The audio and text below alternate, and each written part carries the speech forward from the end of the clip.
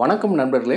இந்த வருஷம் 2026 தீபாவளிக்கு ஆனந்தா ஃபயர் ஒர்க்ஸ்ல வந்து ஒரு பிங்க் கலர் ஃபவுண்டைன் ஒன்று ரிலீஸ் பண்ணியிருக்காங்க. இது 2026க்கு நியூ அரைவல் ஃபிளின்ட் ஸ்டோன் அப்படின்ற ஒரு ஃபவுண்டைன் தான் இது.